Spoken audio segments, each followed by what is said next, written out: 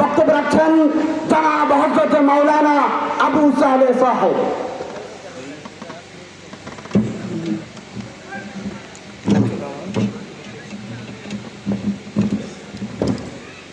আসসালামু আলাইকুম ওয়া রাহমাতুল্লাহি ওয়া বারাকাতুহু। নাহমাদু ওয়া নুসাল্লি আলা রাসূলিল কারীম, আম্মা বা'দ, ফাআউযু বিল্লাহি মিনাশ শাইতানির রাজীম। বিসমিল্লাহির রহমানির রহিম। জাআল হাক্কু ওয়া যাহাকাল বাতিল, ইন্নাল বাতিলা কানা যাহুকা। সাদাকাল্লাহুল মাওলানাল আযীম। আমি লম্বা চূড়া কথা বলবো না। আমি আমার বক্তব্য দিতে অনেক রিকোয়েস্ট করছিলাম, তারা মানে না। আমার আজকেও দুইটা মাহফিল আছে, নতুন হাট মাগরিব বাদ কইরা আবার ভেতুরিয়া ব্যাংকের হাট বাজারে মাহফিল। যদি আমি অল্প দুই একটা কথা বলবো ইনশাল্লাহ। গলায়ও সমস্যা, প্রেশার পড়ে। আসলে আমি দুইটা ঘটনা বলবো, ছোট্ট ছোট্ট।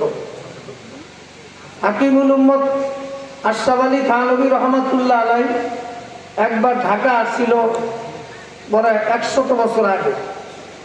নওয়াববাড়ি আসছিল। নওয়াববাড়ির নাম শুনছেন তো? নওয়াববাড়ির ময়দানে আসছিল। ওনাকে এয়ারপোর্টের থেকে প্রাইভেট কার নিয়ে সদরঘাটের দিকে আসতেছে। সদরঘাটের দিকে যখন আসে, তখন ঢাকা টাউনে কি চতুর্থমুখী রাস্তা আছে না? সেখানে ট্রাফিক সিগন্যাল আছে কি থাকে না? সেখানে ট্রাফিক সিগন্যালের মধ্যে দেখবেন কয়েকটা বাতি আছে, লাল বাতি, সবুজ বাতি, সাদা বাতি আছে না? না, লাল বাতি জ্বালাকালীন গাড়ি চালান কি নিষেধ। সবুজ বাতি জ্বললে রোড ক্লিয়ার নাকি বলে? এখন লাল বাতি চার রাস্তার মুখে গেছে, থানভী রহমাতুল্লাহ গাড়ি যায় থামছে, লাল বাতিও কি জ্বলিয়ে উঠছে। এখন নিয়ম কি?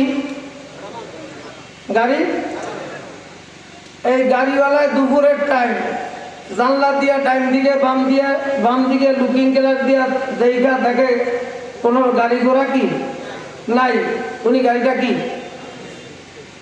চালাই দিচ্ছে। এটা কি বেআইনি চালাইলো না আইন মতো চালাইলো? জি, আশরাফ আলী থানভী রহমাতুল্লাহ আলাইহি গাড়ির মধ্যে থেকে ড্রাইভারের জিজ্ঞাসা করে, ড্রাইভার তু आप क्यों गाड़ी चला दिया? कहते क्यों नहीं गया? पुलिस की নাই, এই জন্য আমি গাড়ি কি চালাই দিছি। আশরাফ আলী থানভী রহমাতুল্লাহ গাড়ি খাড়া করা, তোমার ধোকাবাজের গাড়িতে আমি চড়বো না। তুমি লাল বাতি জ্বালাইছে, এটা সরকারের আইন নাকি বলে? যে সরকারের ধোকা দিতে পারে সে আল্লাহ তাআলারও ধোকা দিতে পারে। আমরা তাদের সৈনিক, কাওমি উলামা একরাম তাদের সৈনিক, যারা এতটুকু জিনিসকে পর্যন্ত আল্লাহর ভয় তাদের দিলের মধ্যে কি থাকে। বোঝেন কথা আমার? থানভী রহমাতুল্লাহ ওই ড্রাইভারের গাড়ি তার কি? এই সমস্ত প্রকৃতির লোক যদি ক্ষমতায় যায়, বলেন একেবারে আব্দুল কাদের জিলানী সাজতে পারবে না, বর্তমানের থেকে তো 1000 গুণ ভালো চালাইতে পারবে। এটা তো মনে আছে নাকি? দেখেন আরেকটা ঘটনা, এক আল্লাহর ওলি প্রস্তাব করতে বসিয়া সেখান থেকে উঠিয়া গেছে। আবার দ্বিতীয়বার প্রস্তাব করতে বসে, সেখান থেকে উঠিয়া গেছে। তৃতীয়বার প্রস্তাব করতে বসছে, সেখান থেকে উঠিয়া গেছে। খাদেমে জিজ্ঞাসা করলো, হুজুর 3 বার প্রস্তাব করতে বসলেন, 3 বার যেন উঠিয়া গেলেন? আমি যখন সর্বপ্রথম প্রস্তাব করতে বসছি, তখন দেখি একটা গর্তের থেকে পিঁপড়া উঠতে আসে। বোঝার কথা বুঝে কি ওঠে? পিঁপড়া উঠতেছে। তাহলে পিঁপড়া গর্তের মধ্যে যদি আমি প্রস্তাবটা করি, তাইলে পিঁপড়া কষ্ট পাইব। আমার কথা বলুন, পিঁপড়ায় কি পাইব? কষ্ট পাইব। আমি একটু সরিয়া যখন প্রস্তাব করতে বসলাম, আবারও দেখি পিঁপড়ার লাইন। এখানে আমি যদি প্রস্তাব করি, তাই পিঁপড়ার লাইনটা কি আউলে দেবে। আবার যখন গেছি প্রস্তাব করতে, তখন দেখি পিঁপড়ার লাইন। সেখান থেকে উঠিয়া এমন এক জায়গায় গেছি, সেখানে দেখি পিঁপড়ার কি নাই। আচ্ছা বলেন, এতটুকু ভয় কার জন্য করছে? এই যে আমরা হইলে তো গরুর মতন, জানোয়ারের মতন মুচকে দিতাম। কথা বলেন, প্রস্তাব করতাম কি করতাম? তাহলে এতটুকু ভয় যে আল্লাহর ওলির মধ্যে থাকে, তাদের সৈনিক কারা? বলেন কারা? কওমি ওলামা একরামরা।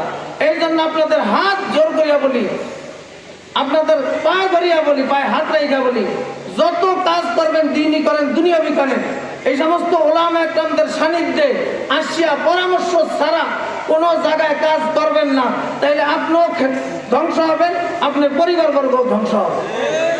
এই জন্য আমার সংক্ষিপ্ত বয়ান রাখছি। আরো মুরব্বীরা আছে, অনেক দূরের থেকে আসছে। ওয়াকের দাওয়ানা আলহামদুলিল্লাহ রাব্বিল আলামিন।